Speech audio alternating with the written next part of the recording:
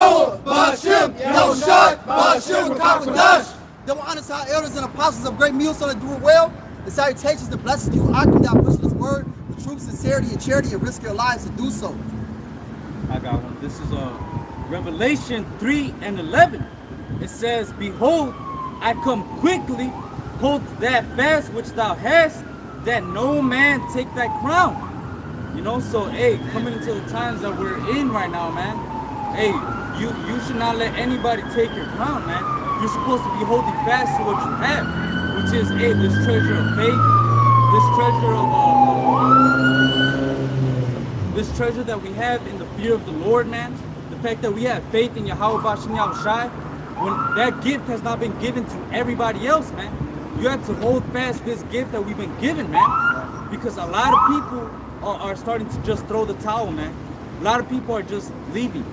And that's not good, man, especially with everything that's going on right now, man. I got something. This is Galatians 5 and verse 16. It says, "This I say then, walk in the spirit, and ye shall not fulfill the lust of the flesh." And what is walking in the spirit? Walking in the word. According to John 6 and verse 63. Right? The Lord said that his words are a spirit and they are life. This word is the spirit, man. We got to walk in this word so that we don't fulfill the lust of the flesh. Right? Which is one of the attributes of the flesh is pride. You know, and thinking that you're someone you're nothing, man. We got to get that up out of us, man. Actually walk in the spirit of Yahweh Shema Shah. Things that I've written aforetime, I've written before I'm learning, man. We're supposed to learn these scriptures and live our life according to them.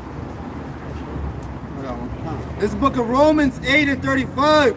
"Who shall separate us from the love of Hamashiach? Shall tribulation, or distress, or persecution, or famine, or nakedness, or peril, or sword? As it is written, for thy sake we are killed all day long. We are counted as sheep for the slaughter." So knowing that we have to keep our mindset towards Yahweh Bashim Yahushai. There should nothing separate us from the love of the Lord. You know, the Lord said it, if you love your mother, father more than me, are not worthy of me. We have to know that the Lord comes first above all, and to follow what the Heavenly Father said to do so, man. The Lord said that above all he hates pride. The Lord loves the humble, he loves the meek. The scripture says that the meek are going to inherit the earth. It says, "Nay, in all these things we are more than conquerors through him that loved us. For I persuaded that neither death nor angels, for I am persuaded that death nor life nor angels nor principalities nor powers nor things present nor things to come nor height nor depth nor any creature shall be able to separate us from the love of the Most High, which is in Hamashiach Yahushua our Lord." You know, the Lord is above all, man. It says in the book of Psalms 18 that the Lord is everything to us. Our defense, our strength. You know, the Lord, that's who we have to keep going towards, man. And being in order for the Lord to direct our path in the right way. Right now, man, we're getting down to the nitty-gritty. It's only going to be more difficult from here. You say you believe in Yahweh Bashim Yahushai, you're going to be put to that test. Right? Certain brothers are going to be faced with death, faced with imprisonment, right? Get demonized, get drugged through the mud. All these things are going to happen with the faith of belief in Yahweh Bashim Yahushai. You got to be mentally prepared to deal with that, right? You got certain guys that can't handle this right now. How much more when all shit really crack, right? Think about that. This is Matthew 13 and 18. "Hear ye therefore the parable of the sower. When anyone heareth the word of the kingdom and understandeth it not, then cometh the wicked one and catcheth away that which was sown in his heart. This is he which received seed by the wayside." It says, verse 20, "But he that received the seed unto stony places, the same as he that received the word, and anon with joy received it." So immediately he received it with joy. It says, "Yet has he not root in himself, but dureth for a while. For when tribulation and persecution arises because of the word, by and by he is offended." That's a powerful precept. It's really pointing to what's going on right now. Brothers are getting offended for the work's sake. Getting offended by the body. Getting offended because they can't move how they want to do. You got to move according to the way Yahweh Shai set up. You got elders, teachers, bodies, churches. This is all spoken about in the scriptures, man. It's not about being solo dolo. All right? It's about following the proper order that the Lord put down. And I can tell the brothers not studying because the excuses they give is not even biblical. It can be cut just like that. Right? Oh yeah, 1 Corinthians 14 verse 40, let all things be done decently and in order. So the Lord's all about order, man. All right, he has given different offices, all right? He's given different offices, and you know, there's a whole order to this thing, man. There's men that are over us. We've entered into their labors. They set the blueprint, you see? And that's what we're following, because they're followers of Yahweh Shai as well. Hey, guys, we're not going to reinvent the wheel, man. Right. We're just doing what was laid out for us. You see? And keep this. Yahweh Shai will put the spotlight on who he wants to put the spotlight on. All right? Yeah. This is not of ourselves. Because I would have never thought, oh, I'm going to be a camp leader one day. I'm going to be doing this one day on the streets. I'm going to have a channel. I'm going to have people watching me. I think of none of that. If the Lord wants to lift you up, he'll do that, man, in due season. But if you don't have patience, and you got pride, and you want to seek that seat preeminently, as it says, hey, we're going to see what comes of that. I got two for you real quick. It's Psalm 75 and 6. For promotion cometh neither from the east, nor from the west, nor from the south. But the Most High is the judge. He putteth down one and setteth up another.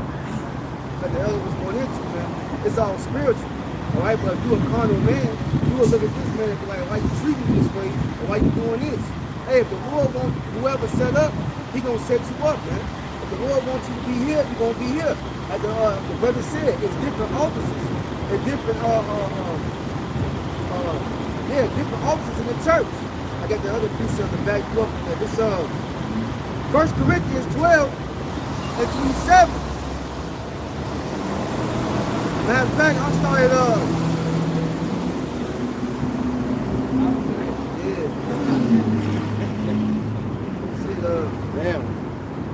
I started 17. 1 Corinthians 12 and 17. If the whole body were an eye, where were the hearing? If the whole were hearing, where were the smelling? And now have the Most High set the members, every one of them in the body, as it has pleased him. So it goes back to how the Most High want to set this thing up, man. This his show, all right? He put some over here, he put some over there, he put some over there. That's what he want to do, man, all right? And it's prideful, hey, for you basically say the Lord messed up. Right. You know, I need to be in a higher position. I need more shine. Hey, the Lord will give you that shine if it's needed, man. This is about, hey, edification of the body. This is what this truly is about. But we all have our part and we all have our position. You got one thing. Yep. It say, verse 19, and if they were all one member, where was the body? But now are there many members, yet but one body. And the eye cannot say unto the hand, I have no need of thee, nor again the head to the feet, I have no need of you. Right, so you holding folks, back in the day, holding signs, right? Just a reader, that's an important part of the body. It's needed in the ministry. It's needed for edification's sake, right? So for you to basically pull and say it doesn't mean anything, mean your ass is out of order, man. You're not in the spirit. You gotta do whatever position you're doing to the best of your ability. And if the promotion comes, it's gonna come from the judge, the Most High. That's it, man. It say, nay, much more those members of the body which seem to be more feeble are necessary.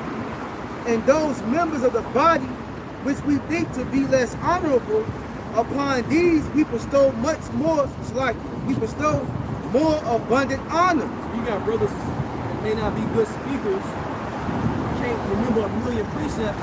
Guess what? They're helps. They give brothers rides. They may give brothers a donation. They might help the body in other ways. And at the end of the day, it's all needed for the edification of the church. All of it. And our uncomely parts have more abundant comeliness. For our comely parts have no need, but the Most High have tempered the body together, having given more abundant honor to the part which lacked, that there should be no schism in the body, but that the members should have the same care one for another. And whether one member suffer, all the members suffer with it, or one member be honored, all the members rejoice with it. If you got that spirit on you that I need to get away from the body and do my own thing, that's a demon on you. I'm gonna flat out say that's a demon on you. So when you read the scriptures, this is about helping your brother, loving your brother, teaching your neighbor. All right, contributing to the body. It's not I'm gonna go sit on the island and do my own thing. That's just an excuse. Because really you want to drop the plow. You just don't want to come out and say it. Yeah. And then really using the spirit of Yahweh Shai, when Yahweh Shai was on the earth, they tried to make him king. He always fretted from it, man. Right. All right, because why? He wanted to glorify the Father. Right. So now Yahweh Shai, as he was sent out, and he sent us out, we're not trying to get no glory right now. Hey, the glory that I want, I know these brothers want, is, hey, well done, my good and faithful servants. Right. And then that day when the Lord put that crown on your head, that's no glorification, man. But the job ain't finished yet, man. And then how you gonna jump above Yahweh Shai and want to shine before him, man? Alright? That's just pride, man. I had just a couple of verses real quick to say. Verse 27. Now ye are the body of Yahweh Shai, and members in particular, and the Most High have set some in the church.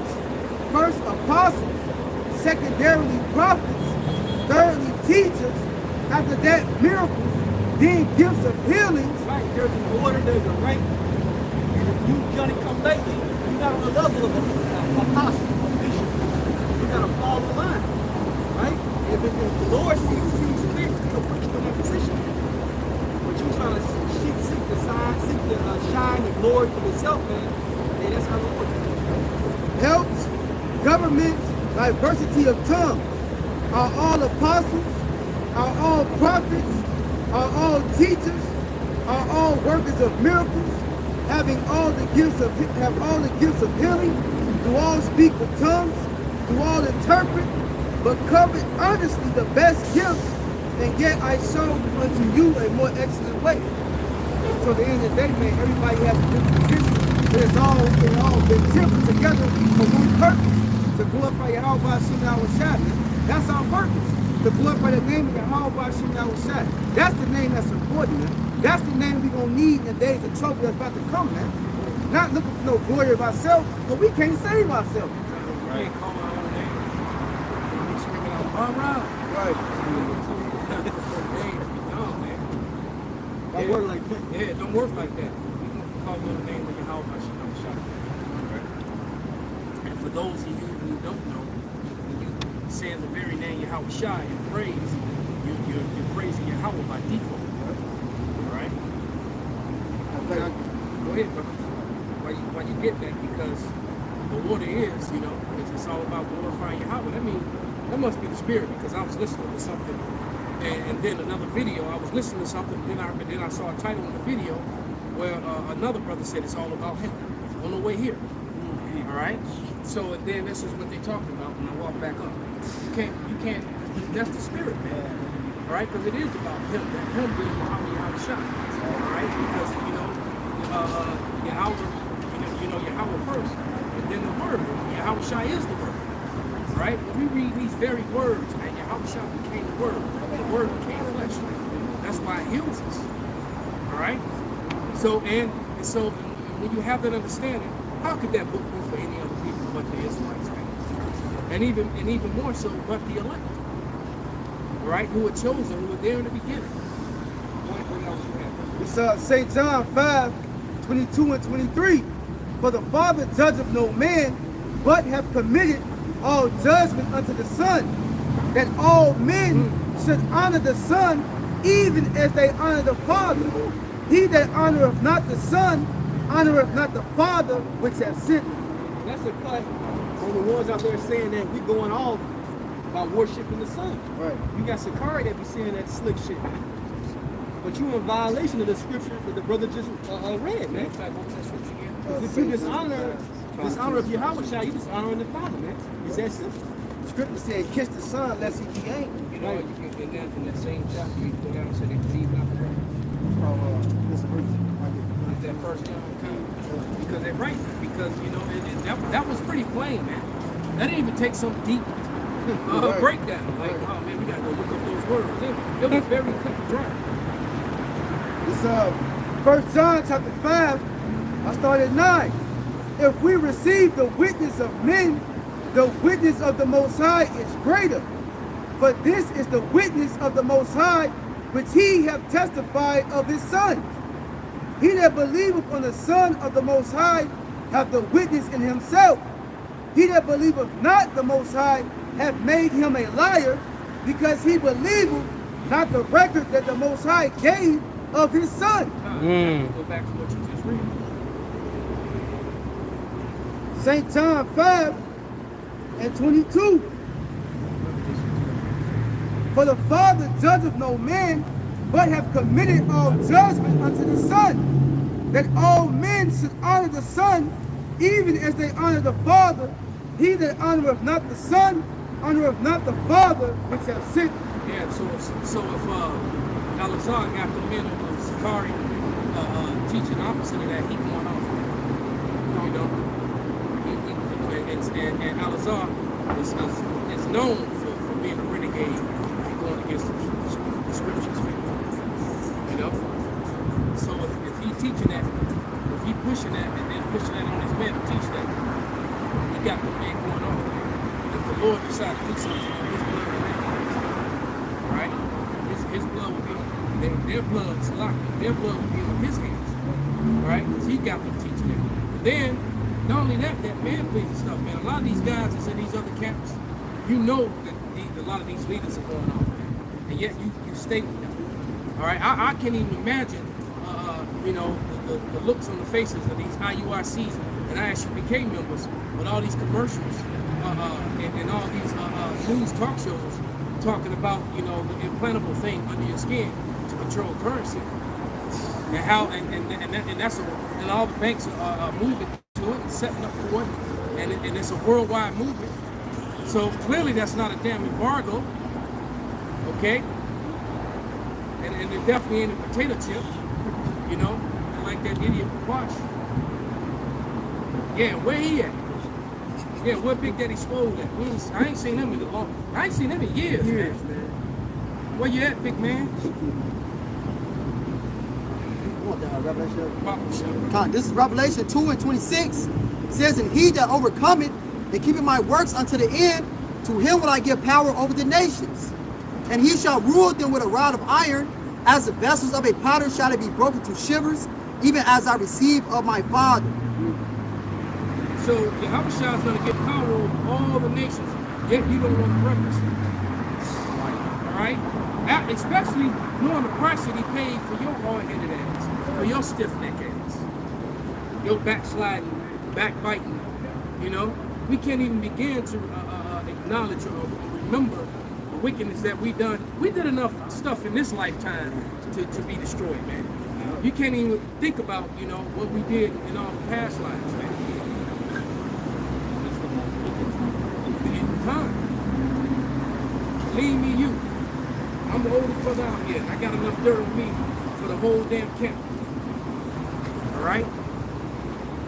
Stuff that I didn't even know I was going off on, and stuff that I did know I was going off on. All right?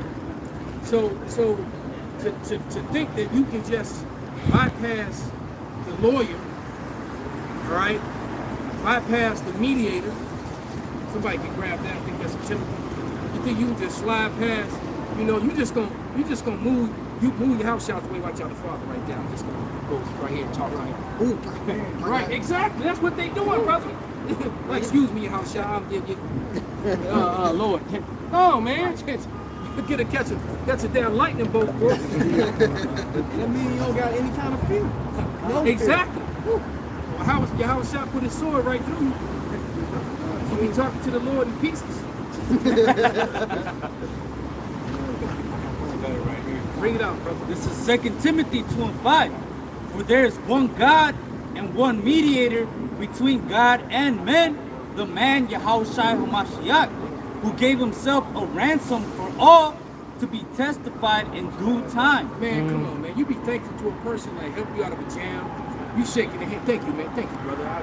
You know, they did something for you. They help fix your car when nobody else could fix it. They fixed it or kept you from spending a whole lot of money. You shaking their hand. Well, thank you, brother. But you're not gonna thank the one who giving you eternal life and a new body. And come on, man. Who the hell? What's wrong with these guys, man? You would think a person would have a spirit of more appreciation when people are hungry, man. Yeah. I got something. This John 14 and verse 6. It says, Yahushua said unto him, I am the way, the truth, and the life. No man coming unto the Father but by me. Going back to what the elder said, man, ain't nobody is coming to Yahweh unless you come through Yahushua first. You got to come in the name of Yahushua in order to get to Yahweh. Right? Because, hey, as Yahushua said, all power is given to me in heaven and in earth. Because, you know, the church teaches about St. Peter and this, that, because, you know, they say that he gave them the keys. They don't understand what that really means. Right? They don't understand that, you know, what that really means. But the true person that's holding the door, that's prevent you from making it to the other side is Yahushua. Not Peter. Not King David. Because, if you know, the Spirit is with you to understand that Peter and King David are literally the same person. You know, that Peter came back, that David came back as Peter. Okay? And there's so many things about Peter that kind of, you know, when you start reading about him, they kind of give you the hints and the clues. Especially the way he handled his sword when they came for Yahushua. You know, I often talk about that, man. You know? You got to understand the type of skill that it took to take a man's ear off without cutting anything else. Without the sword going all into his collarbone, his clavicle bone. I'd have messed them all up, man. It took off a chunk of his skull, man. But he smoothed up the sword, put it, you know, it took just only the ear. He was cold with it, you know. And this is a man who's been, you know, just, it was in his spirit, man. That Psalms 144:1 was still in him. You know, and he upped the sword and took only his ear off. All right? My sword would have been sticking in his ear and squirting. The Lord would have had to heal him, man, save him, you know. But you know, but anyway, but you people just don't want to acknowledge what's written in the scriptures. Bring out what you got, brother. It's 1 Timothy 2:5. For there is one power and one mediator between the Most High and men, the man Hamashiach Yahushua, who gave himself a ransom for all to be testified in due time. There you go, man. So he took all that humiliation, all that pain, all right, and he took on all the anguish of all of our sins, man. And these are really milk scriptures. This is a fundamental thing that Yahushua is the stone that the builders rejected. He's the foundation. Without him, you can't move past gold. That's right. You know, there in every structure that you see around you, even today, even this modern shit, there's something called a cornerstone. You have to start somewhere. All right, and that's your first thing, and everything else is built up around it. All right, that's your Yahushua, man. Point blank, period. Okay, but don't get it twisted, man. It said that Peter was given the keys. Literally, that's because Peter got given David, who is Peter, got given kingship forever. That's what that's really talking about, right? He's the king over Israel forever, man. But he's still under Yahushua. All right, he's still under Yahushua. That's the order of heaven. That's the heavenly order. The Father, that's why how special David is, right? And it ain't like David ain't somebody that's special. That, you know, that you just bypass him as well. But you got, who the world ignorantly calls God, Yahweh or Jehovah. His true name is Yahweh. Then you got Yahushua, who the world ignorantly calls Jesus, and all other manners of names. And then that's King David. When we seek, the true men of the Lord are going to be seeking for their king.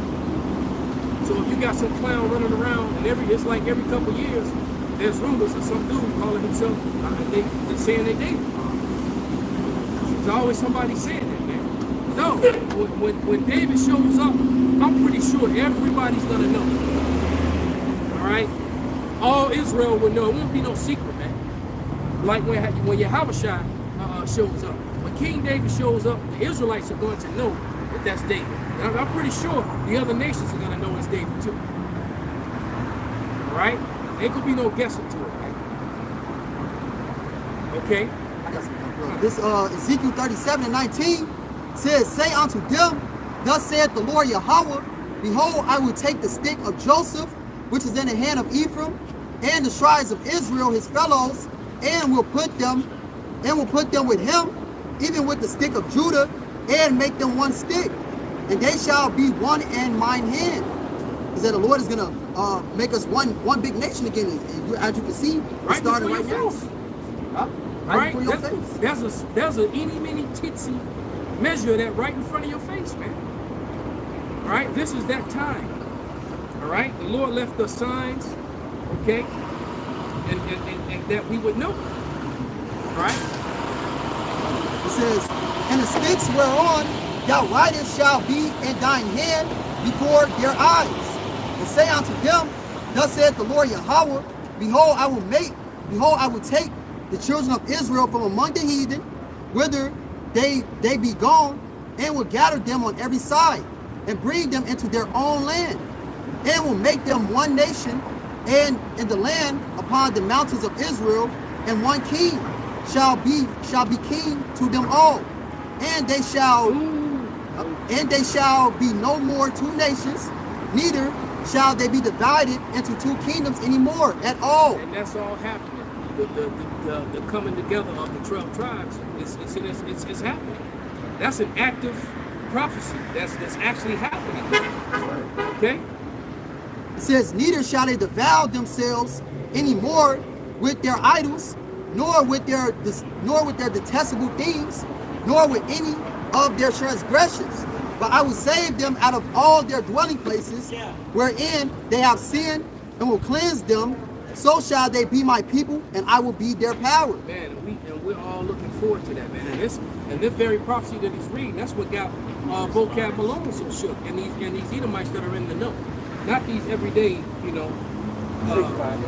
everyday six packs and spoils, they don't have a clue. But these high level, very wealthy, highly educated Edomites, they're very well aware that this prophecy is happening, man, and it's got them shook. That's why they keep, and you would think that they'd be in the fired Vocab and just gonna put him to death, use his blood for sacrifice or something by now, because he's failed miserably, man. All right, he's failed miserably. Okay, every time he opens his mouth, he makes it worse and worse. It's like every round he come back with another swole, with another bruise on his eye, another cut. Every time the bell ring, he's stumbling back to the he look worse and worse, every round, man. You just can't just call the fight and stop, because he a spiritual punching bag, man. Everybody get licks, That dude, he really needs to stop, man. I got proof. Bring it out, brother. Isaiah chapter 11 and 10. And in that day shall there be a root of Jesse, who shall stand for the ensign of the people, to which shall the Gentiles seek, and his rest shall be glorious. And it shall come to pass in that day, the Lord shall set his hand again the second time to recover the remnant of his people. The Jewish. The remnant of his people. Right, because, it's like I said, if the Jewish people were the Israelites, then that means all these prophecies have been fulfilled. All right, because when the Israelites go back to the land of Israel, all the things we're reading about have to have been fulfilled. So all the 12 tribes is not there, not together. King David is not sitting on the throne. All nations are not bowing the knee. That's not happening. So the Israelites aren't there. Right, that's war. They worried about Iran and and it's gonna be all the weapons are gonna be gathered up and destroyed. They're gonna be no need for no Iron Dome. They're not gonna need to get welfare, billions of dollars of welfare from America every year or every 6 months. However, how many? What is it, like 10 billion every 6 months or something like that? Wow. They're not gonna. What will happen is their gates will be open continually, and all the nations will be making the tribute. All the nations are contributing to them. Only Babylon is, man. All right, and at the expense of the taxpayers. And you know what? The funny thing is, a lot of them Southern Bible Belt Edomites, they're aware of that. That's why they don't like Amalek, man. You know, because a lot of them Bible thumpers, they know that those aren't the people of the Lord, man. Yeah, they know. Yeah, they know. Despise them. They despise them. They know that they're not the people. And the funny thing is, it's a war. Man, Esau is in so much conflict and divided among themselves. They truly are house divided, man. Because what you have to understand is that you got white evangelical Christians calling the fake Jews Edomites, and then you got the Edomites calling the Roman Catholicism, calling them all the people in Europe. Most of the Christians in Europe, the majority of them, outside of the Irish Protestants, the majority of them are Catholic, right? And so they're calling them the Edomites. So they're pointing each other out when they're all Edomites. You know? Yeah. You damn Edomite. You know, you're the Edomite. Hey, you know? It's like, no, man, then here I come. Hey, stop. Y'all both Edomites. Relax. You know? Exactly. I got a little more. Bring it out, brother. Let me finish this out real quick. It says, the Lord shall set his hand again the second time to recover the remnant of his people, who shall be left from Assyria, from Egypt, from Pathros, from Cush, from Elam, from Shinar, from Hamath, from the islands of the sea. And he shall set up an ensign for the nations, and shall assemble the outcasts of Israel, and gather together the dispersed of Judah from the four corners of the earth. Yep. And in verse 10, he called these same people what? Gentiles. Yep. Yeah, exactly. In the same sentence. And then what did then Vocab's latest fumble, his latest folly, his latest horrific mistake where he embarrassed himself. He was trying to use Ephesians. All right. And matter of fact, somebody get James 1:1 just for an example. All right. This is James chapter 1 and verse 1. It says, James, a servant of Yahweh and of the Lord Yahweh Shai HaMashiach, to the 12 tribes which are scattered abroad, greeting. So to the 12 tribes which are scattered abroad, greeting, which means everything in the book of James in this letter proceeding from that greeting is to the 12 tribes. So anytime a Gentile is mentioned, it's one of them, it's exactly what he wants to deny. An Israelite in a Gentile state of mind. He wants to pretend that that's not a true thing, that that's not accurate, when it is. All right? All through the book of Acts. The book of Acts opens up and lets you know that it's to the Jews that were scattered abroad. All right? And then, all the book of Acts is to who?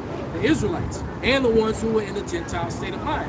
Definitions of Acts 6:1 and Acts 9:29 prove that. Now, if you would go to Ephesians 1:1, because he tried to go and use the scripture in Ephesians, all right, to prove it, and basically, you know, fumbled the ball, picked it up, ran it to the other touchdown. Stupid. Your goal was that way. This is Ephesians 1:1. Paul, an apostle of Yahweh Shai HaMashiach, by the will of the Most High, to the saints which are at Ephesus. So the saints are the Israelites. Anybody want to grab the scripture to substantiate that what I said? All right. So the letter was to the saints. So all of Ephesians. So when you keep reading and you go down to verse 5, Dr. Michelle, like 4 and 5. It says, and to the faithful in Hamashiach Yahushua, verse 4, according as he has chosen us in him before the foundation of the world. So which was talking about the elect. So before the foundation of the world, who was this?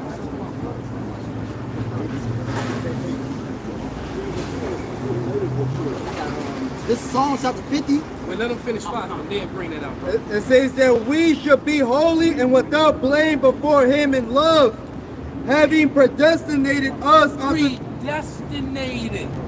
We were chosen before the earth, before the foundations of the earth, because we were there in the beginning in creation, man. The elect that was there with the Lord. All right? That's why it says, ye are gods, but ye shall die like men. Right? The elect are God's, man. Within those chains of darkness. I got You that. can finish that and then bring out whatever you got. I got the word real quick for predestinated. It says to predetermine decide beforehand. You know, so the Lord already knew from the He beginning. knew from the beginning, man, so the elect cut that free will argument. That completely cuts the free will because every man of the elect, no matter what wickedness he was doing, he's gonna wake up and turn back to the Lord every lifetime before he dies. All right? It can happen early in his life when he's a young man, or it can happen later in his life. However it happens, every lifetime the elect are going to wake up into this truth and stand up for it before they die. And Yahweh Ratazah, this is the last time, man. We ain't got to go through that process and then, you know, come back, damn, this shit again. We ain't got to do that again, man. All right? Yahweh Ratazah, we gonna make it on this first trip, but when we come back, we coming back in the kingdom, man. All right? Because we all want to make it on that first trip. Right. And we sit up front, pretend like that ain't what we're not out here laboring out of fear, but but we also want that reward. All right, we want that penny. That's the most expensive, the best penny that anybody could ever imagine. All right, that one penny was worth more than all the gold and Fort Knox and wherever combined, 5 times over, 7 times over. Please. It's Ephesians 1:5. Having predestinated us unto the adoption of children by Yahweh Shai HaMashiach. Ecclesiastes 1 and 1, and like 1 and 11. And I still want you to go back and finish. Go ahead. To himself according to the good pleasure of his will. That was just verse 5. That's good. All right, according to the good pleasure of his will, man. All right, so every one of us, you know, this is not the first time we've done this. This is not the first time we've been together, man. These are old spirits. That's why we bond like we do, man. Because we've done this before. When you hear me say it, man, we've lived, died, fought battles, won battles, been in slavery together. You know, all that, man. We've done all that. And like I said, Yahweh Ratazah, this is the last time. All right? Quick point. Absolutely. The brother just read about the adoption. So Christians don't get simple. Let's talk about the adoption of Israelites. All right, coming back to who they are. Let's not just talk about heathen in the world. Yeah, so how it's going to go to them, to the saints? Matter of fact, go ahead and get that. Because the letter opened up, all right, before he even got to that was in the 5th verse. And in the first verse, it told you to the saints that be at Ephesus. So how you going to include the Gentiles in there? Yeah, you still can't have it. This is Psalm chapter 50 and verse 5 says, gather my saints together unto me, those that have made a covenant with me by sacrifice. There it is, man. And the thing is we just don't remember. All right, there's no remember form of things, man. You know, I mean, we would lose our mind, man. It's hard enough, you know, living, yeah. Then you would know where you died, you know where your grave was, you know the tree you got hung on, and you know, whatever, man. You couldn't take that. You could, if the stress of this life, man, you have blood pressure, 200 over 150, you die. You stress out and die, man. You turn into a damn mass murderer. You be going psycho, man. That's it. See the person that did you laugh? Yeah. Snap. I got one more to say. You got 148? Oh, yeah. Go ahead, brother. This Psalms 148 and 14 says, he also exalted the horn of his people, which are the Israelites, the praise of all his saints, even of the children of Israel. There it is, man. So the saints are the Israelites. So the book of Ephesus, I mean, the saints that were Ephesus were Israelites. So his letter, so the letter of Ephesians was only to the Israelites. Vocab belonging in all you apologetics, all you Christians, right? Hey, Christianism has failed, right? Your doctrine has been proven to be false. You've been teaching, and y'all all teach different doctrines, you know, between the apostolic, the apologetics, the Lutherans, the Baptists, the Seventh-day Adventists, the Pentecostals. Y'all all got different doctrines, man. All right, the Catholics.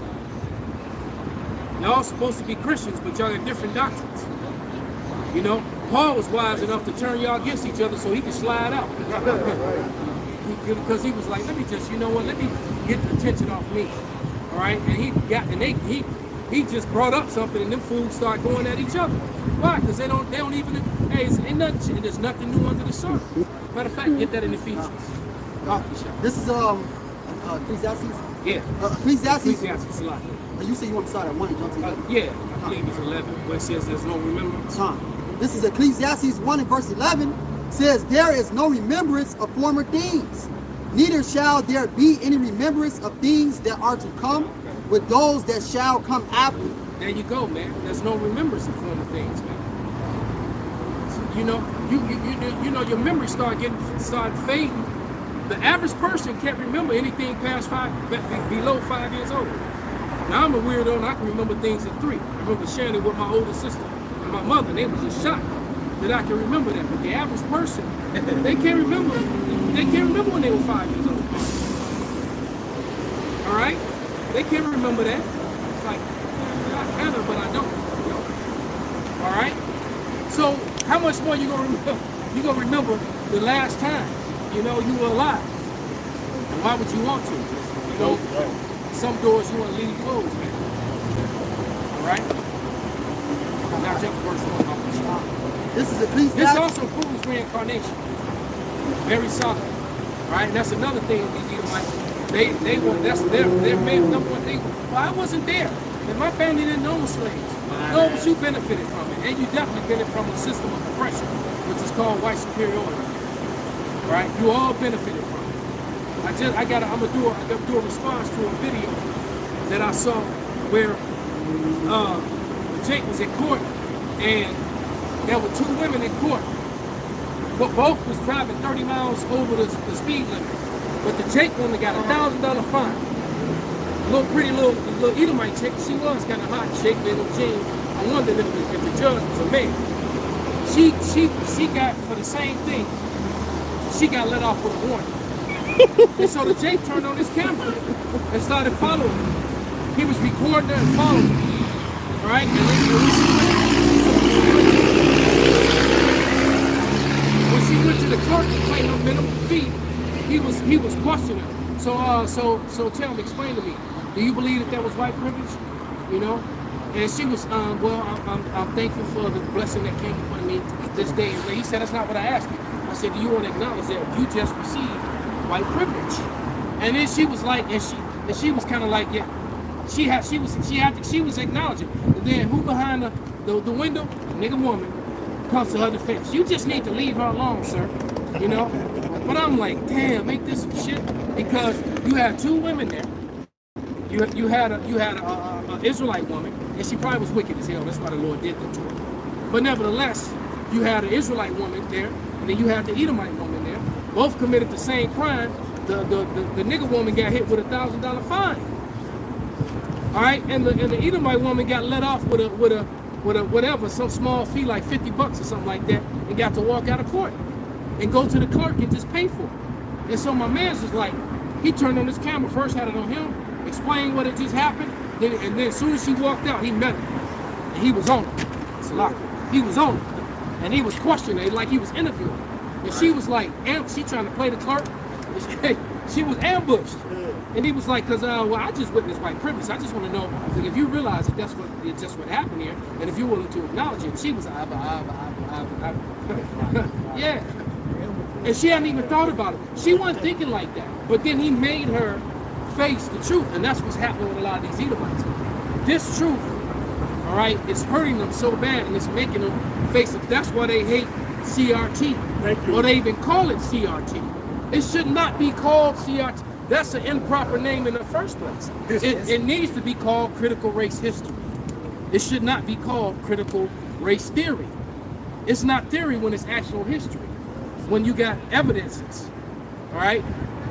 You know, when you got receipts. Okay, so that's not because what that does is that, like we always say, they live deliciously from a system, all right? Just look around at these high-rise apartments, and like I said, they balconies, they caves in the rock looking down on you. they live deliciously from that system. Somebody All right? grab Psalm 74. All right? And then that's why, like I said, that's why they get mad about it and call it CRT. No, it should be called critical race history. It's not theory. It's actual history. All right? And don't get angry when real history that you omitted begins to come out. All right? Hey, it's funny. When we was in school, they called it American history. Yeah. It was American history, right? And so that system, not that they were smarter or stronger or better, there was an oppressive system that was put in place that's still in operation. To this day. That people want to, you know, something else. You got some, well, a lot of them are starting to admit it now, especially their women.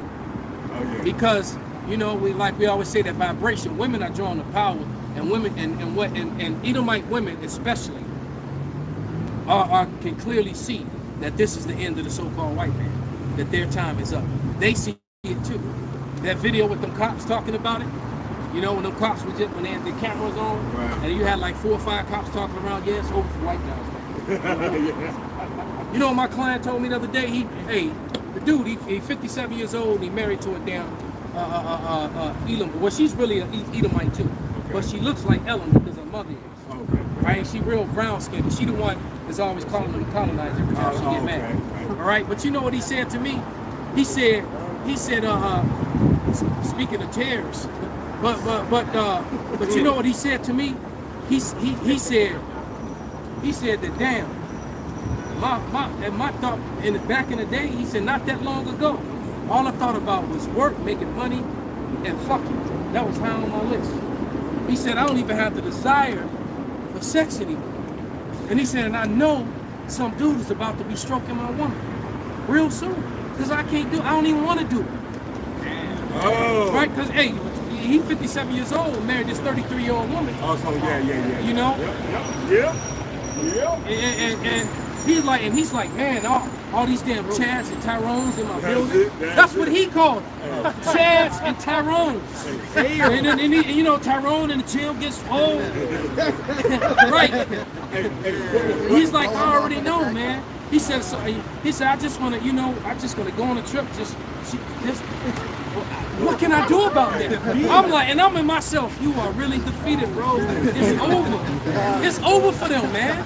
This was a conversation I had with my Edomite client, man. Literally, I'm like, damn, how? Right? Sound like the Eddie Murphy joke. Talk about Chad and Tyrone. We just saw Swole Up Chad roll by on his bike, man. All right? Now, they just sleep with their woman. That's what I said, Jake. Look at what they call that shit. Cuckolding, because you know, you got a couple wicked ass Edomites offered merch that shit. Hell, I had that offered to me in years past, working with all them rich weirdos just up the street. All right? Yeah, because they weird like that, man. Because a real man, there won't no man touching this woman. Even if when he gets to the point in his life, well, he can't do it no more. He still don't want to, like, no. Right. See, I can't hit it no more. I want to look at it. I was just right. Watching, but I definitely don't want you looking at it. I was just watching an interview of that rapper Kevin Gates. Yeah. He into that shit. He said, they be paying him? Nah, but another guy admires his wife. He said he don't mind the dude popular as long as she videotape it and show him. Man, so Jay, you adopted that, hey, that he wow, you right, man, because I just watched yeah, that's adultery, man, and that's a sin that's worthy unto death, man. All right, but that just goes to show you the fast, degenerative, you know, what's the word that I'm looking for? Not, you know, America has no morals, man. And that's when you begin to see. There was some Arab that said that if you want to conquer a nation, you get their youth to start committing adultery, and then women to start being promiscuous. And that's what, and that was some Arab, some ancient saying from some Israelite that said that, man. Yeah, when women start being promiscuous, and then there's a lot of adultery going on in the society, that society falls there shortly after, because what's happening is the family structure is being destroyed.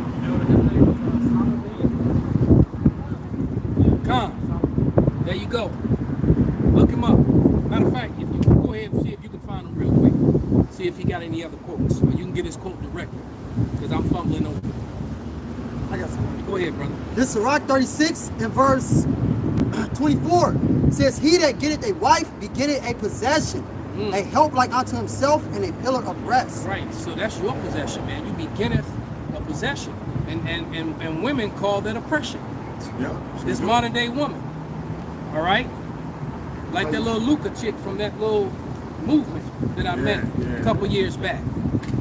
You know, I started, you know, she's trying to talk to me, her points of views, and I'm coming, all my points of views from the Bible. Right. And every time I bring out the Bible, her lip. And then she finally just said it, you know, I don't want to deal with the Bible. She said the Bible is a patriotic book and women really have no power, no voice in it. So I really don't. And I'm like, well, damn. She was from Poland or Czechoslovakia, I forget where she was from. But she said, but hey, but why these American women can't get that? Because they want to teach and be the pastor and everything else. But she said, I don't want to deal with that book because that book, I don't have a voice in that. I was like, you're right. They want to be equal, but they can't throw this. They can't take this 20 or 12-pound man, throw him over their shoulder, and carry him out of a building. Yeah, they can't. Let's bring out what you got, bro. You found it? Yeah. It says, if you want to destroy any nation without war, make a without war. Say it again. I say it out loud, brother. Baba said. If you want to destroy any nation without war, make adultery or nudity common in the young generation. Make adultery and what? And nudity. Nudity. So why you think a lot of these stars, especially these females, walk around half naked? Yeah. I mean, we've all seen, you know, the blessings that Kim and Khloe Kardashian had. They would have paid for it. All right. I mean, yeah, some of it, but nevertheless, even before then. Yeah. You know. But look, then you look at the way that they dress. That's it. You know. All the wares on display. Or Nicki Minaj. All the wares on display. What's that Megan Thee Stallion chick? All the wares on display. That really very unattractive Cardi B. You see it without makeup, man. Oh man. Yeah. Yeah. And all these chicks is married. But exactly. They promote promiscuous activity. And that's all they talk about. All right. They promote promiscuous activity. All right. And then Cardi B even said it in an interview how she don't be on, when she at home, she be cooking and all. Yeah, and as a matter of fact, right. She right. Future that he said, why you lying? Got these people lying and whatnot. Right. Got you thinking that you did this, you didn't have to do this to get right. ready. I get my nails done. Right. No, bitch, you was tossing salads and all of it. All right. Can I read something? Read out, brother. This is what the youth's supposed to be doing. This is Ecclesiasticus 6 and 18. My son, gather instruction from thy youth up, so shall thou find wisdom till thy old age. There it is, man. Yeah, and it will grieve your enemy, man. You know, that's all. That scripture makes me think about my sons. All right, you raise up a child in this way, and he'll grieve his enemy, man. And my youngest son, he grieved all his teachers, man. Even though I tried to tell him not to. No, I mean he just had a fire in him. He couldn't help it, man. He'd be fucking up history class every time. They start, he'd be like, that ain't right. You don't go down like that. And then I'm getting a phone call. What are you telling this punk? I talk to him. Chill out, son. Hey, good job, man. This is Proverbs 22 and 6. Train up a child in the way he should go, and when he is old, he will not depart from it. Exactly. So you're supposed to give them these law, statutes, and commandments, tell them the things that are real and prevalent, and people, and point the finger at this is the bullshit that you want to avoid. Right. Esau know that. That's why he cut off the old head. Right. So he can get them in the youth. What he teach the kids now? He getting them young. Exactly. Yeah. Putting that bogus idea in their head young. Got trans people with their cheeks out, reading books to youths, man. Yeah. And then what type of mother are you when you gonna bring your child to let her sit on a lap with some dude in a G-string with makeup on and a wig? Right. You know? Yeah, I mean, hey, you know, and that's prevalent. It's like, it's like if y'all see that picture that I put in the group me yesterday with the dude tattoo on his arm. Did you zoom in on his tattoo? Yeah. Mickey Mouse. Mickey Mouse. He had a whole he had a Mickey Mouse with titties and high heels on. Yeah. But it wasn't Minnie Mouse, it was Mickey. Yeah. He had a tattoo on his arm of a tall, skinny dude who his face was Mickey Mouse. But he had whole titties and high heels on. All right? So, come on, man. But you see, that's the thing, like you say, you know, my son, I taught him something real young and whatnot when he came to this truth. Basically, you know, in Revelation, the 13th, 16th chapter, and when he ran into the brothers on the street, when they got to that part of it, like, no, we don't, Pop taught me young, we don't get down like that. But when it comes to that part of it, it's snicks, baby, we done, we out of here. Call it a day, do what you go do. And see, and that's literally what brought him into the truth. Okay.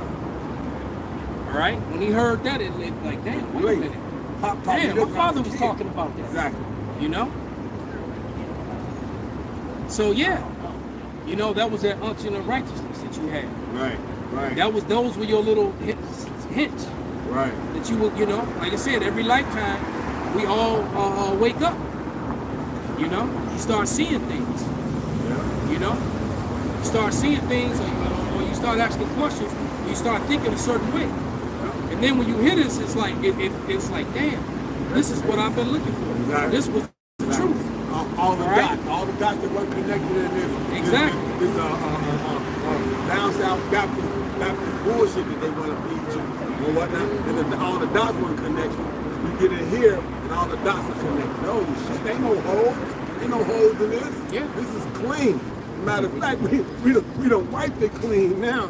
Oh, yeah, I can see clearly now. Yeah, it's like you know, you've often heard me tell the story in my 12th grade year, my senior year of high school. I had African American studies. We had like 4 or 5 teachers that year. We kept losing teachers. All right, but then we had this one teacher named Taki Ratan, man, and it was the best history class I ever had. Right? Because Taki Ratan, the first day he came in, he slid our history book on the floor and went in his bag. And he brought out all this, you know, this Afrocentric stuff. But basically, he right first day in class, he says, you know, when you read the Bible, it talks about the Israelites. That was a black race of people. That was a dark race of people. Oh snap! So that was way back in my yeah. His name was Taki Ratan. I never forget him, man. And so I was like, and you know, and I grew up in a jam of Jehovah's Witness. So all I've been seeing is all these images, and it never made sense to me anyway. I was asking all, you know, and I was a rebel in school asking all these questions in history. Because they'll be like, you know, and they came and they conquered them. And I saw, so that mean that they killed him and took what was theirs? Hey, you want to know? You know, so I'd be raising my hand. So how did they? Right, exactly. They commandeered it. Right. They always try to write wording where it's smooth and like, you know, like they just came and, you know, Gad and Reuben just said, you know, and Issachar just opened the doors and, you know, the gold's over here. Right. Our corn grows over here. You know, just pointed out everything. You know, man, they came over there and they took and stole shit, man. Slaughtered. And then remade all the images of the Bible in their likeness, and then set up a system that supported them. Yeah. All right? It's funny you say that. I had a teacher that was like that in 5th grade named Luckingham. And I believe he was a Jake and whatnot. You know, even though he was a blind hand, type and whatnot, I believe he was a Jake. This dude got fired. Okay. For doing what he did. Yeah. Well, by the time then, like I said, this was like in 5th grade. This was like the 60s and whatnot when he did this. And he wanted me to, he said, when you listen to the Sly and the Family Stones, I told my brother does, he said, create the song Family Affair for a Christmas party. He wanted to hear It's a Family Affair by Sly and the Family Stones. Okay? So like I said, but when we was in the Thanksgiving part of the year, you know, you're doing the little festival thing, doing that, I was like, hey, Mr. Stuckhand, got a question. I said, I know we put the turkey out and doing this, that, and the other, all this decoration. But what if we look at it from the Indian point of view? What then? She was like, and that's why I like it. Yeah, it wasn't a good thing. So make the long story short, one of the nigga women went home and told her mama, her fat ass black bald head mama with her came up there complaining because her baby came home and told her that Jesus was not white. A black, oh wow. And I had a notebook, and I had them notes. I had them notes all the way up to my late 20s, man. And in between women and moving, they got lost somewhere. All right? But I had them notes, you know. And then the funny thing is, I ran into Taki Ratan probably about a good 7-8 years after high school. I ran into him, and I started, and he remembered me. Wow. And I told him, man, you changed my life, man. And then when I came back home, so this is almost maybe a little over 10 years to the date. I came back to Chicago. And, you know, I was with this Manassehite chick. We started going to this church with some of her college friends, right? They all went, you know, there was a family of them, all sisters, and they was bad too, some badass Judites. But we started going to their church, and the pastor there was teaching that the Israelites was a dark race of people. Oh shit! Wow. Damn. I'm like, damn. This twice that happened. He started teaching, and then what? So going to that church. About 6 months after that, he lost the church. Wow. And I was like, it's got to be something to this, man. That's it. Because every time somebody why? Because he went against the 501c3 charge. Okay. All right? Because, yeah, I know he just didn't lose it. Somebody went and talked. Yeah, because you know, because somebody had the necklace on, right, the Bible with the white Jesus, and he was like, no, that ain't him. You know, and he wasn't going deep like we go deep, but he was making it clear that was those people in that Bible was brown skinned people like y'all, right? And he ended up losing his church, man. All right, and then a couple years after that, the elders came on YouTube, and it's been a wrap. They filled in, you know. Yep. And I started trying to build my own camp, and with all them losers that I knew, right? And watching you know, the different brothers. Clicked on it, and you know, and I was watching GMS Chicago, all right, and but they was teaching on the west side. I ain't fuck with the west side, so I'm thinking maybe they in Milwaukee. Where the fuck they at? So, but one day they were teaching on Michigan Avenue. I was like, holy shit, here, right here. It's a camp here already, right? You know. And I had my daughter send them a message, and then my daughter messaged me back, and then I tried to come out to camp, and my brakes went out on my car. Wow. On that wow. The Jetta? No, not the Jetta. Not the Mustang, that Impala that I had. Oh, the Impala. Right? My something, the pump or some shit went out. All right? So that following week I came out and never looked back. Never looked back. I came to camp ready. Precepts and everything. All right? Why? Because I had been studying. For what? For going on what 6-7 months already. Came to camp ready, man.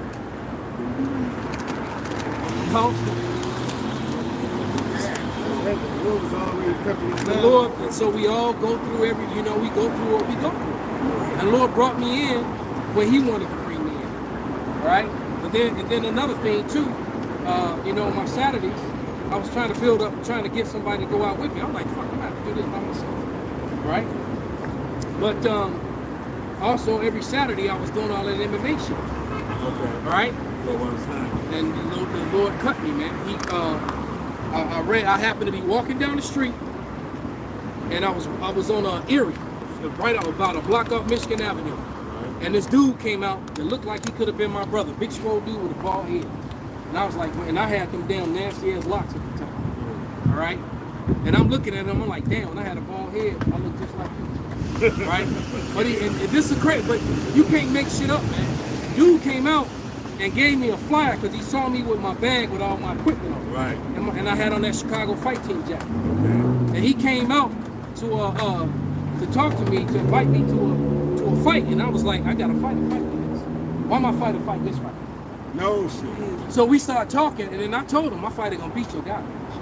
He was like, "No, I don't think so." I said, "I do. I watched your guy fight, and my guy he ain't really." I said, "Yeah." Ready. And I told him how the fight was gonna go. I said, "Your guy's a good striker." I said, "He gonna land a couple punches, maybe one of them fancy high kicks."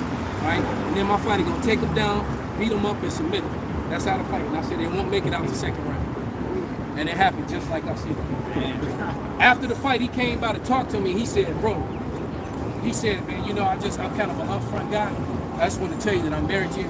Why he married to the Monesserite that I used to be with. Wow. And so he was like, quite frankly, I'm kind of offended, man. It looked like she went out and got you all over again. Damn. Cause she got a dude look like when he was standing here, he looked like he could be my brother, man. All right, the dude, he was swole, he was light skinned, all right. He was an ex-Marine and he was into MMA. And he was like, man, I'm feeling some kind of way right now, bro. Right? Yeah. I was like, man. Well, good luck with that, bro. You know, but hey, but the water Yahweh Shem shot, man. We all, the Lord, you know, we all got a story, man. Hey, you had men of the Lord that was fishing. And the Lord came up and they answered that call, man.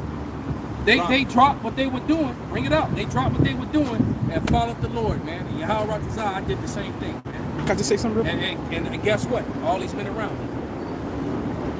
When I was like 8 and 12, when I went to church, they was bringing out the chip in the 90s when I was in church. Because I used to always go to sleep in the back, and then they brought out the chip. They said they're going to scan your hand, and ever since that kind of had like an ear kind of woken up to it. Wow. See, so, hey, there it is, man.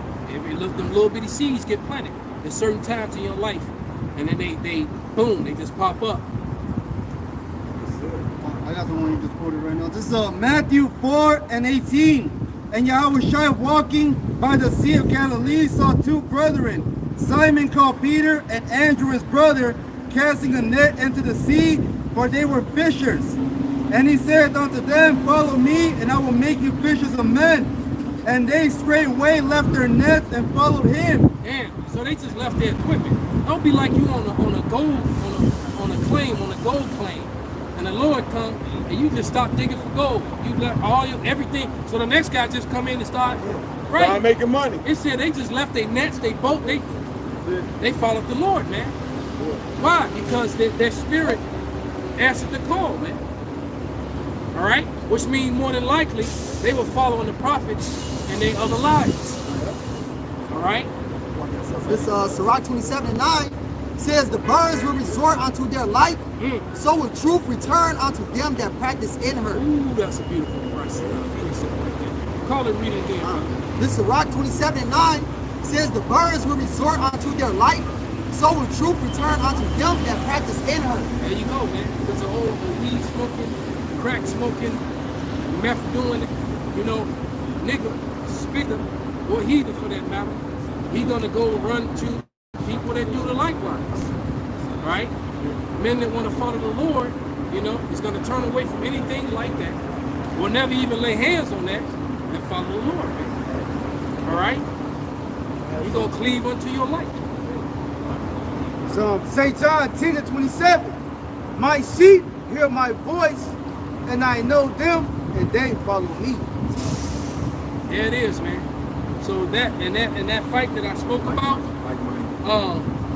my fighter, although when I think back, he really was a Jake, man. But I felt bad. Something hit me in my spirit, man. You know, because I would going out to Naperville every weekend and spending all my time when I really wanted to be out on the line with the brothers, man. They had, you know, I was caught up in that world, so I just had to cut it off, man. And when my guy mauled that dude, man, I wasn't even happy about it because I was too deep into this truth already. I already lost all my friends, battling with my family. You know, I was lonely because there was nobody. I had nobody to share this with, man. All right, and the guy that I perceived, like I said, I really believe he a Jake. Take it back. But in my mind, I had just helped a white dude beat up a Jake, man. And I felt shitty. I was like, I can't do this no more, man. I said, I'm done. And I called my guy. I called Jeff and I was like, I'm done, man. I'm gonna have to find you another strike coach. Because I was a strike coach for that team out there, man. And a lot of them guys that I was training, that you didn't see, they've been a couple of them been in the top 10 for 10 plus years, man. All right, at 145, 155, 170, 185, I was deep into that world, man. But what the elder is describing is him putting on that new man. Yeah. Changed. So the old stuff just didn't appeal anymore to him. Yep. Hey, read that scripture out. Romans 15, verse 5. Now the Most High of patience and consolation grant you to be like-minded one toward another according to Hamashiach Yahushai. So this word is a drawing. This word is a drawing. It's like fishing, like you said, like you're fishing. This word is the bait, and it draws you to it. Okay, you hear it, like you said, one way or the other, or you wind up being kind of in a, like you said, an unction, roundabout way, whatever the case might be. I was always the one that, you know, when we sat down and we talked about the scriptures and whatnot, I was right there in the middle of that. I wanted to have that discussion. Yeah, because I understood the Revelation 13 and 16. So that really had me like, look, did I know it was going to be a RFID? No. I thought it was going to be like a barcode that they would put on. Put up on your You feet. better than me. I just found out how much I didn't know. All right, when this thing is just layer after layer after layer, I just found out how much I didn't know. Right. But and what was funny though, because of 6 months of tutoring and taking notes from the apostles, from then they were referred to as the elders. Okay. From the elders and and the elder brothers at that time, or the elder bishops. Right. And within that 6 month period, man, I was completely annihilating, Christians who have been, and pastors. And man, and then I ran into my pastor in Marshall Field. Right. And asked him about the Apocrypha. He started stuttering. Right? He was like, "Oh, brother, I haven't seen you at church." And I was like, yeah, okay, yeah. Oh, so why did you never talk about the Apocrypha? Oh, well, see, we were never quite, right. He was like, we were never quite able to authenticate. He gave that typical, answer that they give. So we just don't believe that it's canon, brother. So that's why we just don't go into it. But then with study, that's not true, because you'll find that it was. Why would you put something in the Bible that wasn't canon and then remove it later on? Right? So why you got old Bibles from the 1800s, and earlier, where the Apocrypha was there? Right there in the It middle. wasn't, the Apocrypha wasn't only in the King James, it was in other Bibles too. All right? Okay? And then the history of the Maccabees is secular history. Yeah, it's not a And it's most accurately written in the Bible. And Elder, if I can say this, without the Apocrypha, the Bible is incomplete. Completely. You talk about Jeremiah in the Old Testament, and you also got the book of Susanna. All right, you also got Esther, and then you got the additions of Esther. All right, so it just doesn't make sense. It fills in the gaps. All right? Without that, without that, the Apocrypha, you want what you going to earlier about the Israelite reformers. You will miss that whole history how Yes. they became heathens. man. Exactly. About Antiochus and Jason. And, and all these wicked 2/3 that joined on to Edom. All right, and all Antiochus Epiphanes, which I just learned that he was called, the Israelites referred to him as Antiochus the Insane. That's what they would call him. See, all right? And see, here's a funny thing. Like in my Bible, from Malachi to Matthew, they give you from Malachi to Matthew, then they give you a small synopsis of what was actually going on in there. Like, I'm gonna read something real quick. I just got some highlight that says, the temple worship was forbidden, and the people compelled to eat swine's flesh. We know in the Maccabees what that's actually talking about. Okay, with the 6 brothers and the whole deal. Okay, and the mother. But you see, it's in here. Like I said, this is a study Bible when they got different little things that they refer to it. Okay, the Persian rule, all this. So, it says BC 198. So all this is what's inside right there in that timeline and whatnot. Them 400 years that's in between old and new, is right here. Right, they missed that. They without the Apocrypha, you missed it, like the elder said. You missed the 400, 500, 600 years of straight indoctrination of our people going into the Greek lifestyle. Get that in, I think it's in Ezra's 4th chapter, if I'm not mistaken. 7th chapter, 7 and 28. Yeah, And it tells you that Yahweh Shai is coming within 400 years. So, so like the brother said, you have 400 years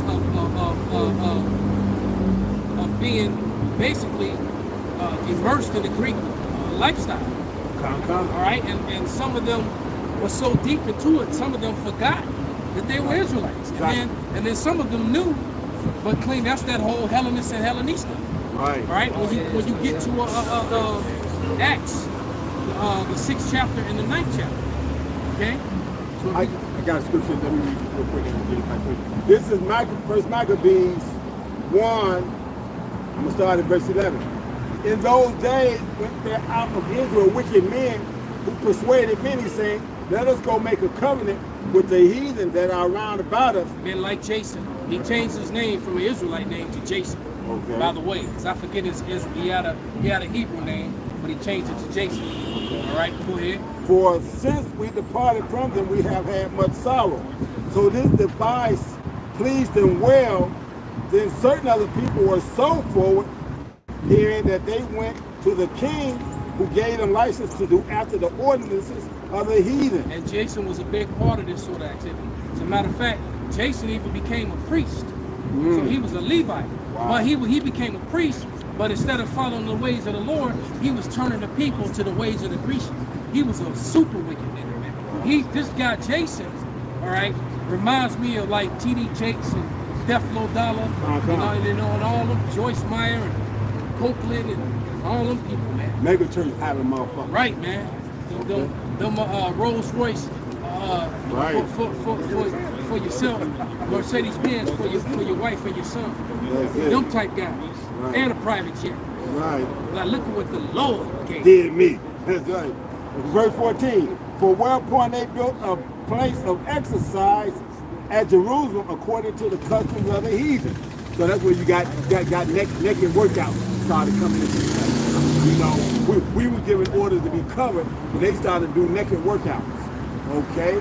And made themselves uncircumcised. Yeah, showing all their flesh. What happens when you know in a society like that damn even an Ishmaelite had enough sense to say it. What happens in the society when women are walking around with their breasts just falling out? Hey man, rape becomes a fucking a side hobby. They got a trend of that. There's a lot of women now just walking around with t-shirts with no bra. Yeah, of course. All you see is titties and nipples. Bouncing.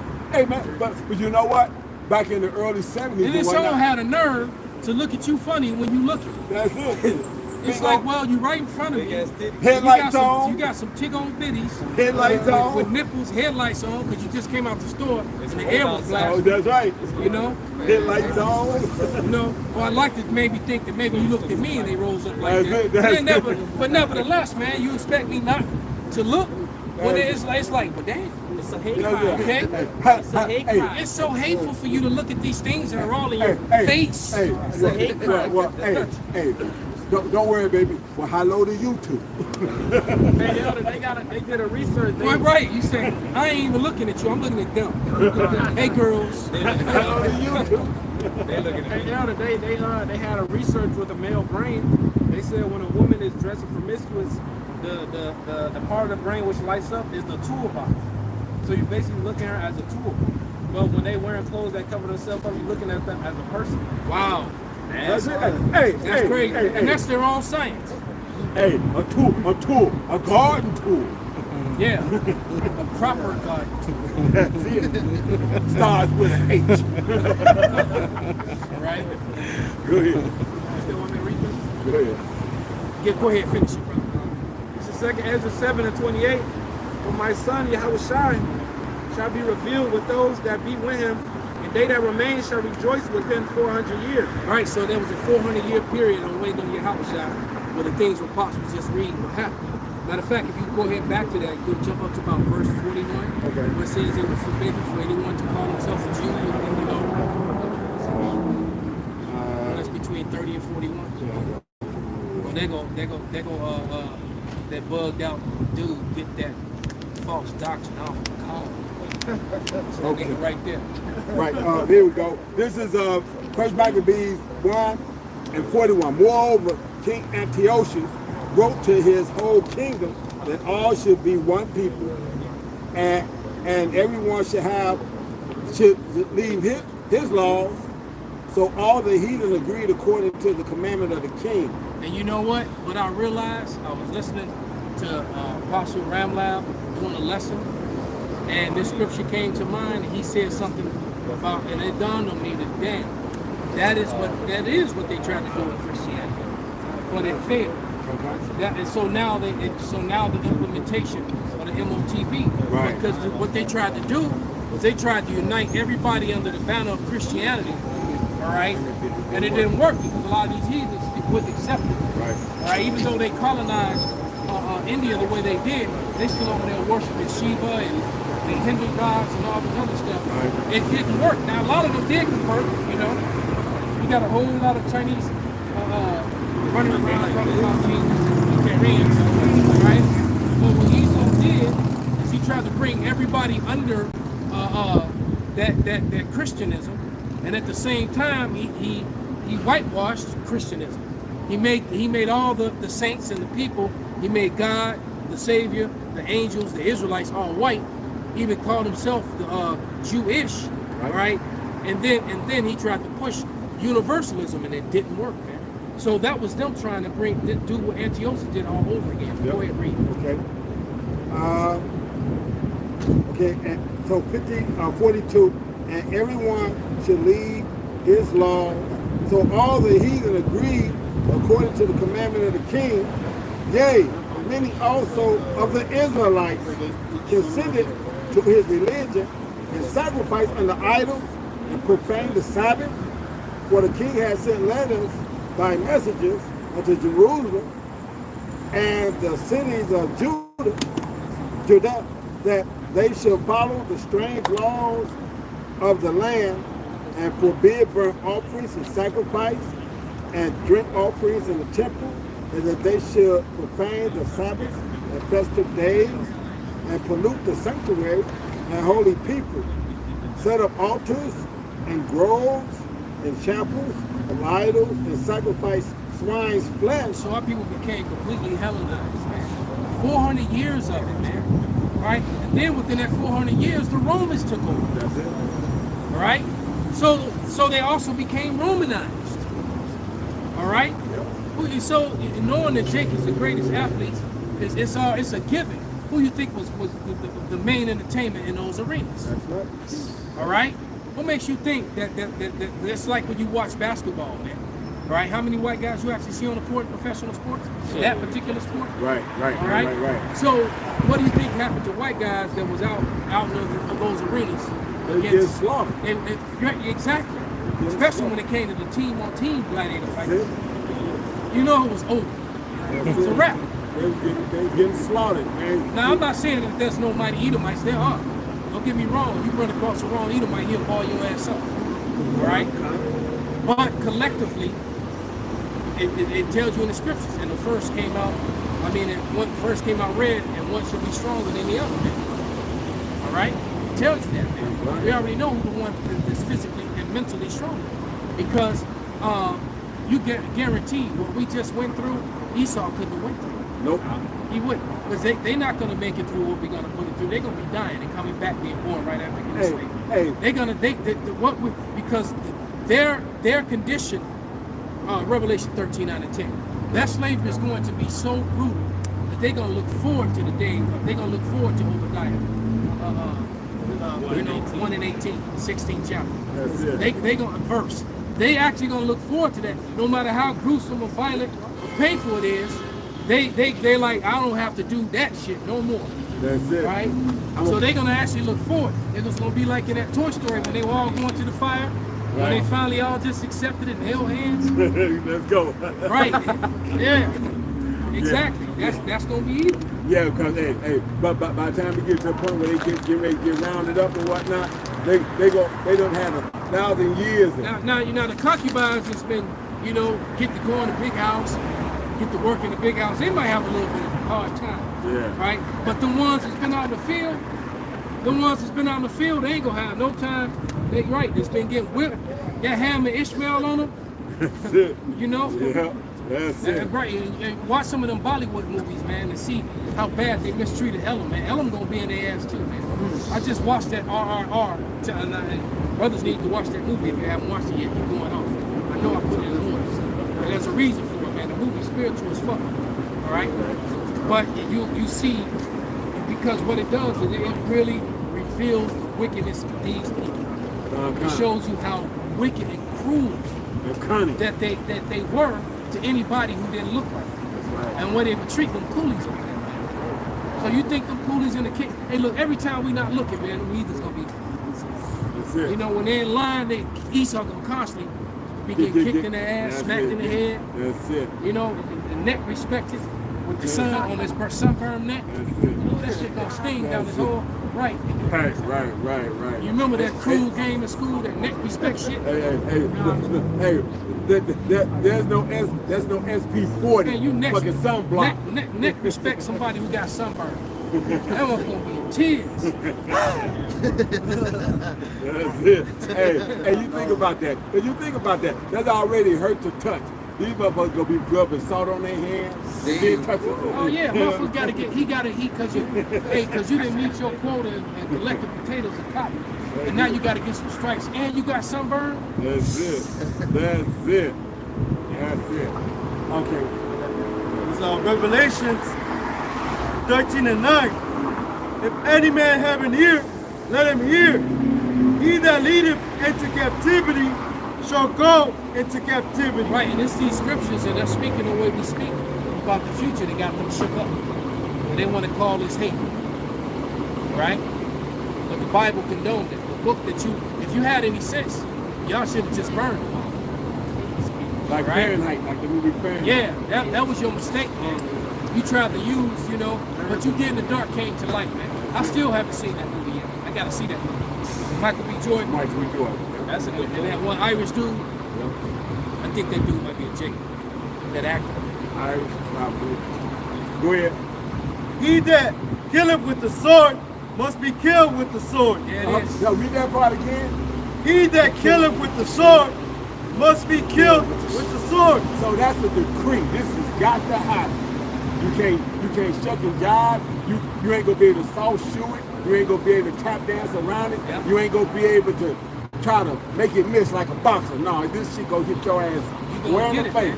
Just so you know, Cristobal Colon gloried in how he never put down his sword. You got all these pew professionals. Right. Shooting all the targets, ping, ping, ping, ping. Then they drop that gun, pick up the sidearm, ping, ping, ping, ping. Right, then they go run, pick up the next gun, ping. Yeah, you was Mr. Pew, pew, pew, pew, pew. Yeah. Guess what? The Lord got something for you, man. I thought it was a taser. Right, I thought it was a taser. What was that one movie where they showed the dude with the cell phone? Because that's what made me realize that all these white guys that was actually like, you had a couple white guys less than a month ago. They shot and killed cops and they both got taken alive. Right. They both shot and killed. One of them shot 3 of them, and he got taken alive. And like the kid who shot up all the people in the school or whatever, he got taken alive. And then it dawned on me why they weren't getting shot. Because they weren't holding a cell phone. Right? Jake be having a cell phone. He get aired out, Right? Like that one cop who said, I aired his ass out, I shot him 119 times. Wow. Right? Changing clips on him. Yeah, he bragged about how he shot 13 people, all justified. And damn near kept his job. Right? Because it was a vote, they had to take a vote. Why did they have to vote? He should have just been out of there. And it was 3 people, and one of them voted for him. Wow. All right? The Republicans just passed a bill to get rid of all the racist cops off the police force. And I mean, they struck the bill down. The Republicans did. No, we got. So they had a bill where that was being passed to get rid of all racist police officers across the country. and the Republicans struck it down, man. Fuck no, I gotta have They were like, oh, somebody. hell to the no. You mean they're not gonna be shooting, killing niggas or depopulation? I mean, you know, yo, they kept them on there, man. So the guns just goes to show you what these because you already know the Democratic Party, they gonna fuck you over and want you to put all kind of experimental shit in you and fuck you up those ways. That's right. All right. Now the Republicans, there ain't no way in the world they was gonna let go of their police officers, bring in new ones and more. You know you can watch this on YouTube for free. What channel is that? Just go to any GMS channel. What channel is that? GMS. GMS. What's that name? Come on over, brother. I'm yelling at you. But they know, but they know that what they was doing is wrong, man. You know, that just goes to show that they're aware of it, but they didn't want to stop it, though. Of course. All right, they didn't want to stop it because the 4 police officers. It just turned out that the 4 police officers that kicked in Breonna Taylor's door. Remember the nigga woman got shot up? That on Elliott Street, that they were trying to gentrify that area, and the police were in on it. So the police were serving bogus warrants to people and shooting it. Yeah, and that just came out. That all those police officers were involved with the mayor's department, was involved with all the what do you call it? The developers was involved with all the architects. They all were in on it because they wanted that area. So now it's all coming out. Like you said, said. Yeah, I know. They ain't gonna be. So, and you won't find that on YouTube. You'll get that on TikTok. They ain't put that on YouTube yet. All right, but guess who is? Right. So yeah, critical race theory about to get lit up. Critical race historical channel. That's where it's gonna go. But any, go ahead. This is Isaiah 10:1. Woe to them that decree unrighteous decrees and their right grievousness which they have prescribed. Basically, Esau has done so much wickedness to our people and are still doing it to this very day. And made it law. Yeah. Made you it hire law. police officers to be a hit squad so that you can gentrify a neighborhood, man. That's heavy. Like I've been watching the Peaky Blinders, and come to find out that they got whiskey distilleries right here in Chicago and all around the world, man. And they started off a straight up street gang, killing and shooting people and everything. Again, they were working with the police. Matter of fact, even Winston Churchill himself in Scotland Yard was using these motherfuckers. Wow. All right. So they took a bunch of thugs that were shooting and killing people and beating people to death, and gave them licenses to make their criminal records. Well, what happened is that some of the original members of it were war veterans who had fought in World War I, who had fought against the Germans and were fighting in them tunnels. So they were straight up killers. Yeah. They was in them tunnels, you know, doing it. Fighting. Exactly. Yeah. So they were using them. So the police and the government was using them on the street. So that basically, I'm gonna overlook your racketeering, your prostitution, and your illegal sale of drugs and all the other shit you're doing. I'm gonna overlook all that. But you're gonna get, and I'm gonna give you business licenses. But I got this political. I need this person right here taken out. They were doing shit like that. Yeah, come on, man, shit. Am I gonna get locked up for this shit? Because if it's just the killing you need, I can do that. And that's exactly what was going on, man. That's exactly what was going on. And I'm thinking to myself, I'm looking at this shit, I'm like, ain't shit changed. Exactly. Read the Bible, read that scripture again, man. Somebody get Psalms 96, Mr. Bala, This is Isaiah 10:1. Woe unto them that decree unrighteous decrees and the right grievousness which they have prescribed. Right. Then they'll send Jake to jail for the most minute things, and they'll give him the maximum sentence.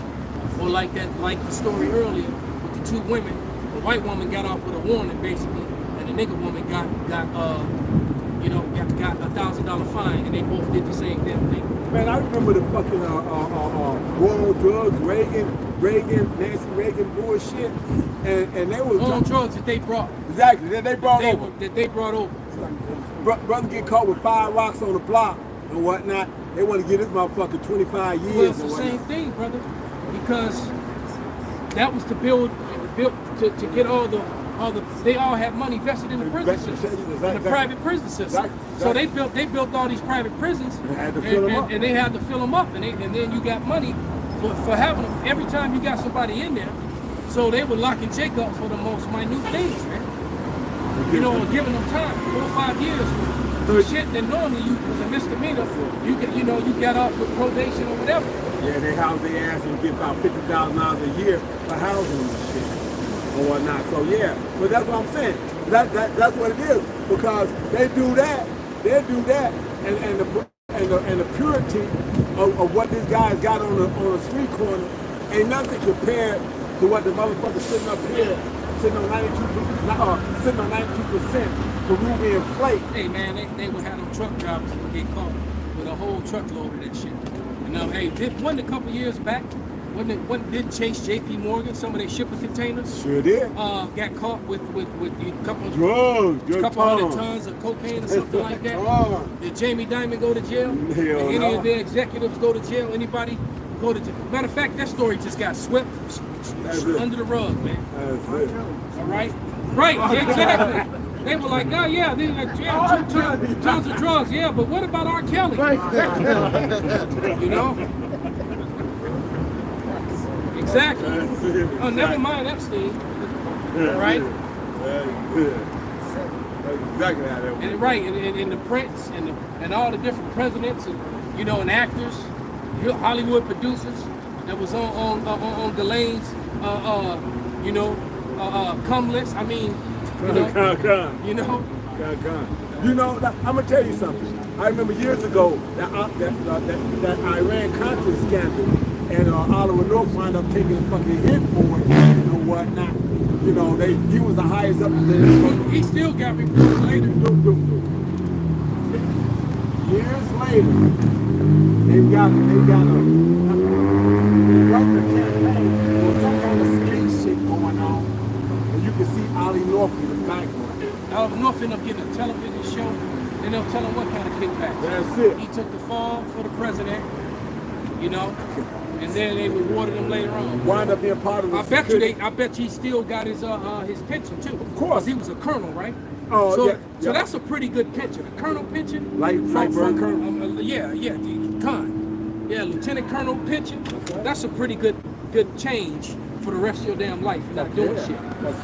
Fuck yeah. Like I said, he wound up being part of a security detail. I remember seeing his ass. I was like, oh shit, out of in, huh?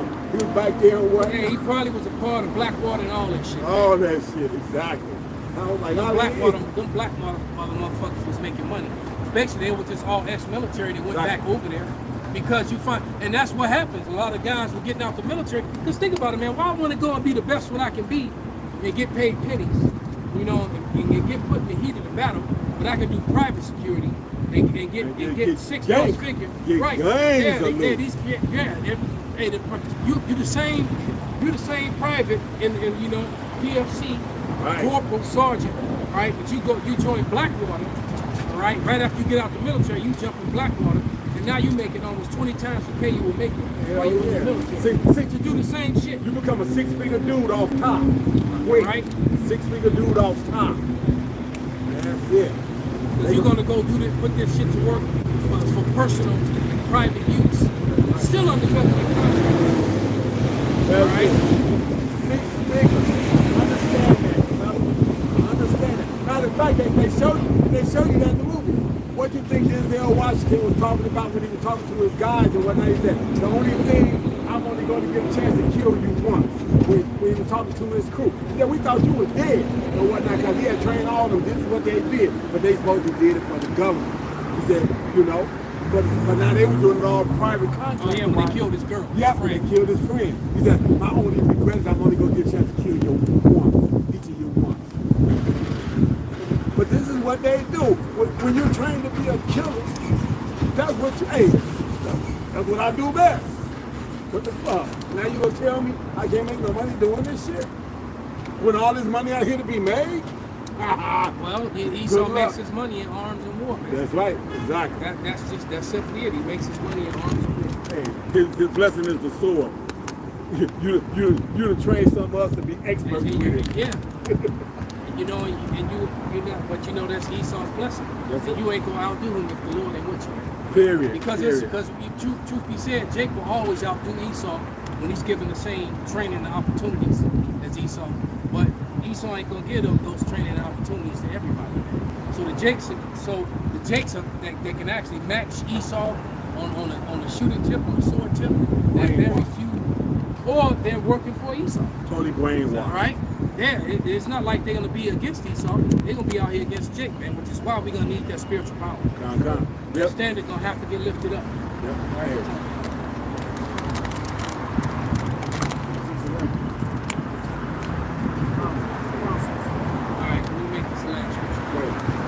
This is Psalms 94 verse 20. Says, shall the throne of iniquity have fellowship with thee, which framing mischief by a law? They gathered themselves together against the soul of the righteous and condemn the innocent blood. There you go, man. That's what these people do every day, all day long, man. Whether it be in the classroom or the courtroom, right? In the exec, in the banking, you know, as they're taking somebody's property or not allowing you to get a loan to keep your property or open up a business. All right? What they do now. So it's just non-stop oppression in this place, right? And then Esau knows what he has but a little time, so he getting ready to roll with us, and we're gonna need that standard. Give me that. We'll close up the devil. He's gonna lift up that standard, man, meaning that that spiritual power is gonna be given out, man.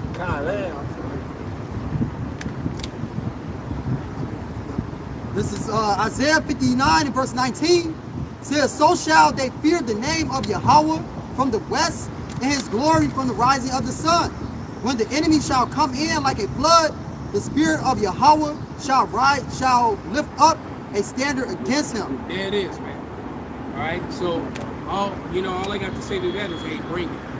Because the faster you stop bullshitting around and so go ahead and do what you're gonna do, right? All right, you know you got but little time left. You know, we got the monkey business moving.